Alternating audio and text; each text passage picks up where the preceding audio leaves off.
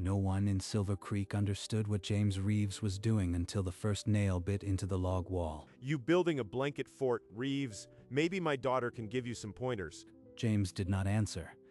He hammered the next nail through the thick wool, his face unreadable. Inside the cabin, Mary Reeves watched through the window, her face tight with shame. James, for heaven's sake, what are you doing? They're all laughing at us. It's about the cold, Mary.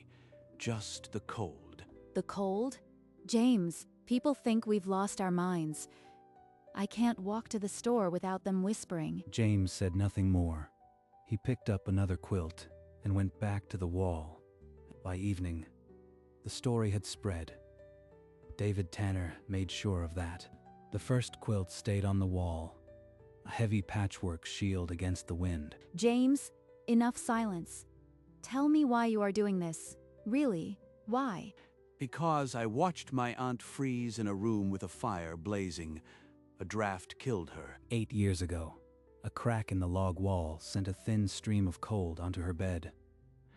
Pneumonia took her in 3 days. I was 17. I swore I'd never let it happen again. The quilts stopped the moving air. He opened a worn book to a sketch of a medieval castle, tapestries covering every stone wall. They hung fabrics on stone walls. Still air stays warm. It's the oldest trick in the book. The quilt under my hand is still. Not a breath of cold, but outside the window, someone is watching. James? Look! Mrs. Hofstadter, she sees us. The whole town will know by morning. Let them watch. I don't care about their whispers anymore. Mary helped him hang the next quilt, but her eyes kept drifting to the window. The fear remained, but a small seed of belief had taken root. The temperature plunged that night. When Mary walked from room to room in the morning, she felt no draft at all. James, it's warm. I can't feel a single draft anywhere.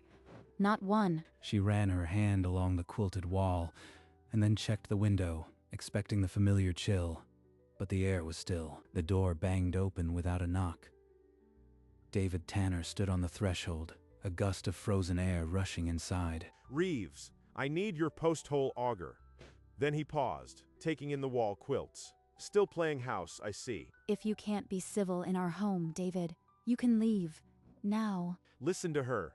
A few rags on the wall and she thinks she's the queen of Silver Creek. The auger's in the shed. Take it if you need it, but shut the door on your way out. David grabbed the auger and stormed out, muttering that the whole camp would hear about this sideshow. I hate their gossip, James. It makes my skin crawl. But the warmth doesn't lie. The quilts work. 2 days later, Eli Marsh called a town meeting at the hall. Every stove and window seal would be inspected, he said. But his real target was already clear. Some men think they can keep winter out with a few old blankets. They're building blanket forts while honest craftsmen build warm houses. The room laughed. James sat motionless, his hands folded.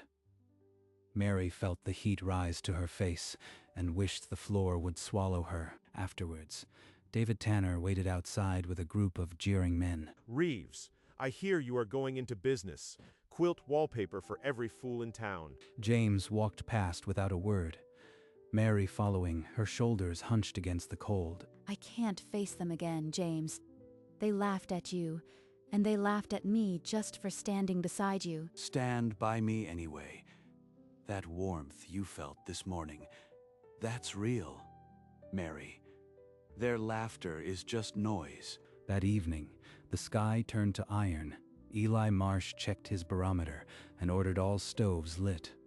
A storm was coming he hadn't measured before. By midnight, snow was falling thick and fast. The quilts hung silent on the walls, waiting. For 3 days, the wind screamed across Silver Creek. The storm had come in earnest. James moved through the cabin, pressing each quilt against the logs, feeling for cold air. Look at us, James. Cooking stew and not a single puff of steam from our breath indoors. In David Tanner's house, the wind found every crack. His wife shivered as she held the baby. It's just the wind. Nothing's wrong with this house. But when the fire died, a little frost bloomed on the nails in the wall. Here, near the door, a thin slip of air. Hand me those wool strips. That's the last of them. The walls are sealed tight now. James and Mary slept warm that night, the quilts holding the darkness still. But in David's house, the cold would not relent. He threw another log on and refused to see the truth. When the sky cleared, Silver Creek dug itself out. Men compared stories of frozen pipes and rattling windows. I woke up with frost on my blankets. That wind cut right through the logs, I tell you. You could hang some quilts on the walls. It stops the drafts. Quilts? You mean your old woman decorations? They'll catch fire and stink up the place. The men around the stove laughed. James picked up his sack of flour and left without another word. That afternoon, Mary gathered eggs from the coop and found the neighbors' wives near the clothesline. Our cabin was still all through the storm. Not a draft. The quilts held the warmth like a blanket on the walls. The woman beside her stopped wringing her wash. No drafts at all? But Mary only smiled. Not a one. Come see for yourself. The woman hesitated, but the frost on her own windows had been thick. She said she might. The next morning, Mary carried a loaf of bread to Agnes Lindstrom's door. Inside, a thick woven tapestry hung beside the hearth. That hanging kept my childhood home warm in Norway. Fabric on walls was how we stopped the drafts. Then James was right. He found it in old books, but this is real. It's not madness. Agnes told her that in the old country, every winter brought death if the wind found a crack. Fabric was the first defense, not the last. Will you help me talk to the other women? They'll listen to you. I am just a laughingstock. That night, a handful of women gathered in a small room, stitching old blankets in burlap by candlelight. The next morning, one woman hung a thick rug behind her china cabinet.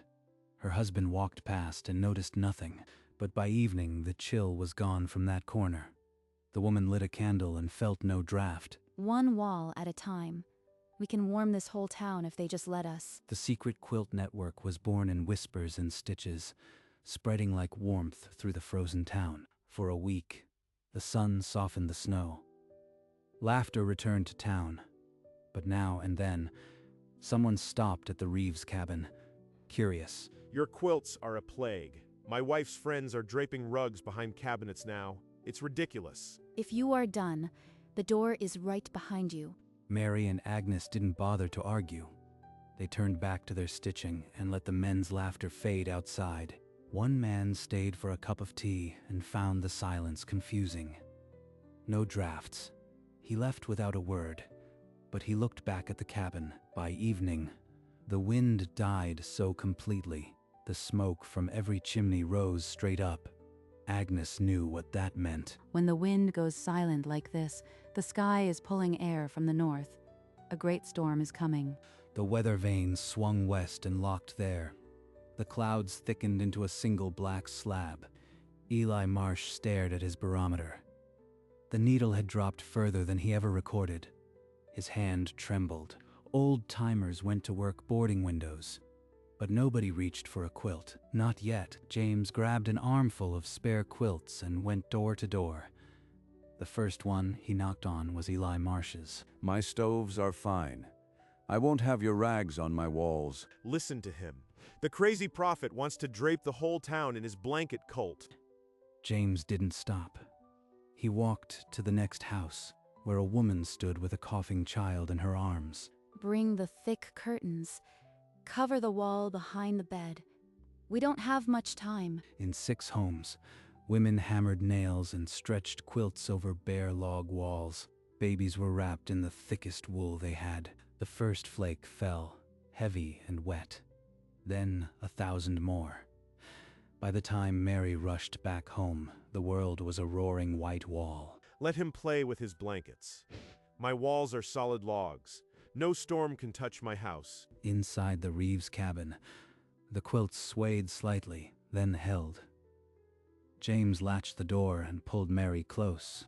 The worst winter in memory had arrived, and the test had begun. The wind screamed with a voice that seemed alive. Snow packed against the windows until the world disappeared. Listen. The wind is screaming, but the quilts are holding. All of them. Thank you for being stubborn. I never thought I'd say that. Across the creek, David Tanner's house was not holding. Frost spread inside the windows like a living thing. His wife wrapped the baby in every cloth she had, but still the cold crept in. It's fine. Just stuff a rag under the door. The storm won't last. From the corner, Lottie began to cough, a wet, desperate sound in the Reeves cabin. Mary laid her head against a quilted wall. Not a tremble of cold touched her. He had been wrong, and now his daughter was paying for his pride. The wind screamed on. The fire burned low. And David understood that mockery would not keep his family alive. His wife tried to force the door, but the wind slammed it shut. Lottie's cough came in ragged gasps now. I am going to the Reeves place. He has the quilts. I'll bring him back. His wife grabbed his arm, begging him not to go. But the baby coughed again, and David pulled free. He wrapped a blanket around his shoulders and pushed into the white void. In 3 steps, the house vanished. David stumbled through the drifts, following the creek sound. A faint yellow glow, James's window, was his only guide. Inside the Reeves cabin, the wind's howl was a steady moan, then something else, a rhythmic thump. James, that's not a branch. Someone is pounding on our door. James crossed the room and pulled the latch. The wind ripped the door inward, and snow poured through. David Tanner was on his knees on the threshold, coated in frost. He reached out with a stiff hand. Reeves, my daughter. The cold. I was wrong. Please. Mary hooked her arms under his and dragged him inside. The wind slammed the door behind them. Lottie, she can't breathe. The draft is killing her. James, I was wrong. Please, please help her. James didn't answer. He was already pulling on his coat, grabbing the bundle of spare quilts from the corner. James, wait. You'll freeze out there alone. Let me come with you. I've watched someone I love die from a draft once, Mary. I won't let it happen again. You keep David warm. I'll come back. He pressed the quilt bundle under his arm. The wind outside rose to a keening shriek. He pulled the latch. The storm tore the door from his hand and filled the cabin with a blast of ice. James Reeves stepped into the white, and the door slammed shut behind him. He's going out there for my child, the man I mocked. What have I done? The storm swallowed the sound of his footsteps. Inside the cabin, only the fire and the waiting remained. The wind nearly blinded him, but James remembered the sound of the frozen creek burbling beneath the drift. He followed it step by step. The faint outline of David's house rose from the white. James pounded on the door with numb fists. The door swung open a crack. David's wife stared in disbelief. James pushed past her, the quilt bundle clutched tight. He went straight to Lottie's bed and hung a thick wool blanket on the wall beside her. Trapping a pocket of still air, he stuffed burlap around the window frame and wedged another quilt against the bottom of the door. Within moments, the bitter draft stilled. Lottie's coughing quieted, and a hint of pink returned to her cheeks. Keep the fire high and cover her tight. David is safe at our cabin. I'll send him home when the storm breaks. He pulled the door shut behind him and faced the storm again. The cold hit like a wall of ice. The wind had grown worse. The drift swallowed his own footprints almost as soon as he made them. Behind him, a child breathed easier. Ahead, the storm raged on, and home was still a mile away. James crashed inside, ice sealing his beard into a mask. Mary hooked her arms under his and dragged him toward the fire, her voice cracking. Don't speak. Just get warm. You are not dying tonight. David stood frozen, not from cold.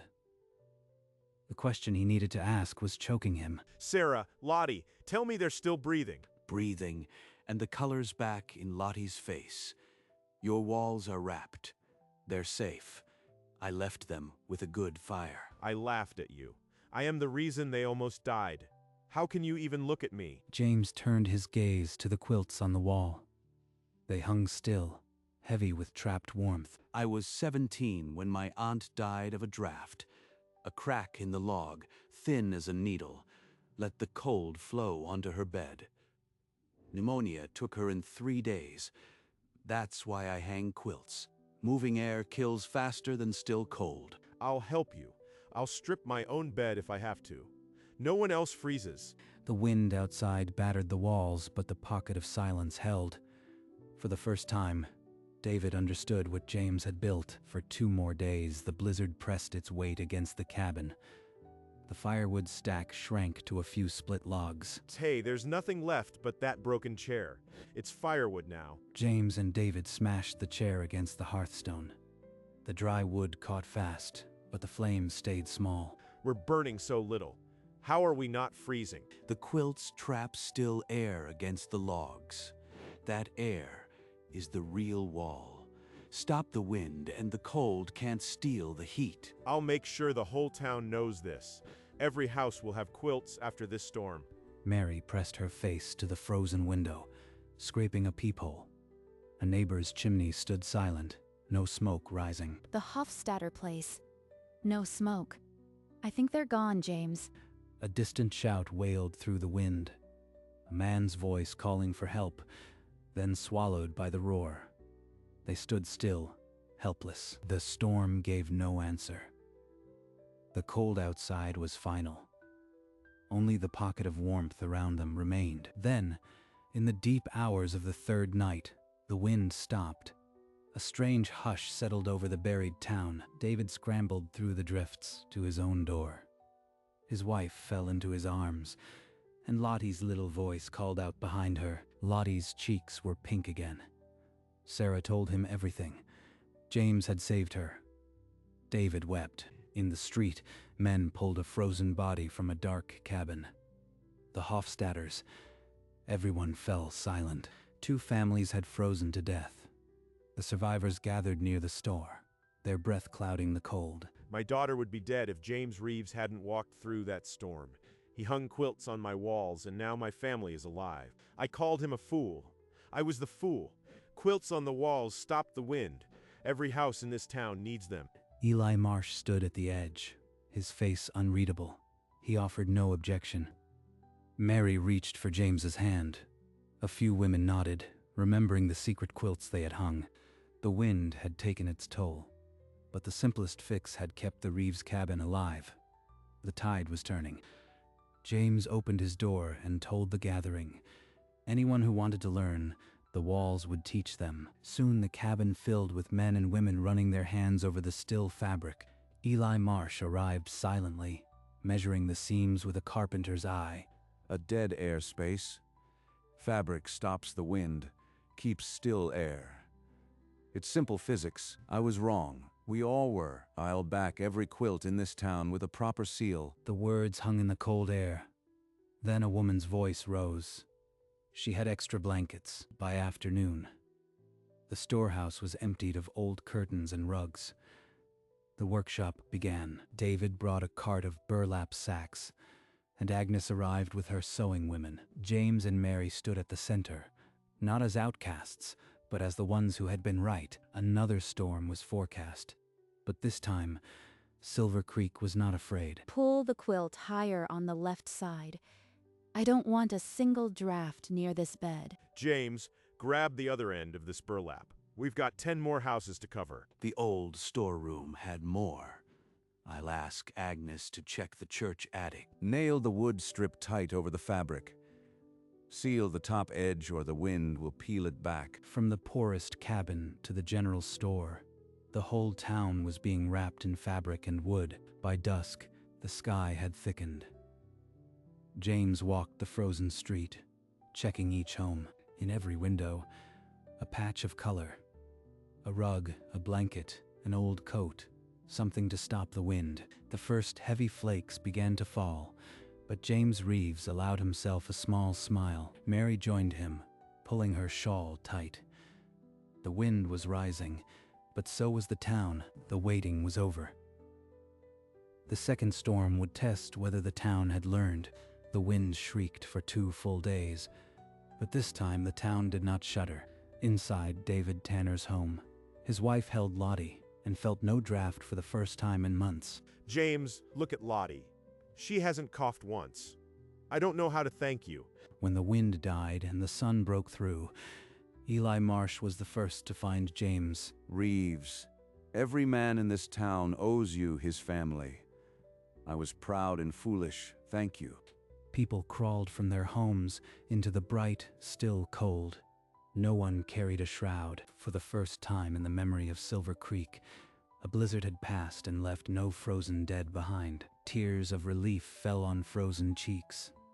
A child touched a quilted wall and smiled. James looked at Mary, and she understood. His aunt's death had not been in vain. The medieval trick had saved them all, and the coldest town in the mountains had become a pocket of still, warm air. On the first warm Sunday in May, Silver Creek gathered on the green meadow. The snow had retreated, but the memory of the frost was still sharp. A town elder called James forward. The crowd parted, and a low murmur of respect rippled through. I didn't invent anything. Old books and old women taught me. The trick is older than any of us. He refused the credit, but Mary felt her eyes burn. The man who had been a laughingstock was now their quiet truth. Then David Tanner stepped up, Lottie in his arms, her cheeks full and rosy. This little one is here because of James Reeves. She breathes because he hung quilts on my walls. The women who had stitched in secret were called forward. Agnes, Mary, and others. The applause was long and broken by weeping. They folded away the winter quilts, but one they left on the wall of the meeting hall. A banner of patchwork, a promise. We'll hang it every winter. Not for me. For the ones who didn't live to see this spring. Mary took his hand. The shame was gone. In its place was a warmth that no winter could reach. On a hill above the town, James stopped before a wooden cross. The name carved in it was worn by weather. If you hadn't died, I might never have learned this. So many are alive because of your death. The town honors your memory now. They'll hang quilts every winter. I've carried the guilt for so long, but I am not carrying it anymore. He knelt and laid a wildflower at the base of the cross. Let's go home, James. They walked down the hill, the spring sun warm, the cabin waiting below. It's over. She didn't die in vain. The cabin stood as it always had, but the quilts on the walls now felt like a gentle embrace. He took Mary's hand and walked inside. The weight was gone. The winter returned, as it always did, but this time the town greeted it with quilts already hanging on every wall. No one was afraid. Welcome to Silver Creek. The first thing you'll need is quilts on these walls. We'll fetch them before you unload. Before the family could ask, a dozen townspeople appeared, arms laden with blankets, burlap, and old rugs. James and Mary stood on their porch, watching the familiar ritual with quiet pride. It's still working, James. Every house, every winter. You did this. He swallowed hard and nodded, unable to find his voice. In the new home, a little boy pressed his palm against a bright patchwork quilt, his eyes wide. He felt the trapped warmth seeping into his hand and didn't understand, but he knew it was good. His mother knelt behind him and whispered the same secret that had saved the town. And the final shot was the patchwork quilt, glowing in the firelight, a king's tapestry in a cabin, proof that the simplest thing could save a people.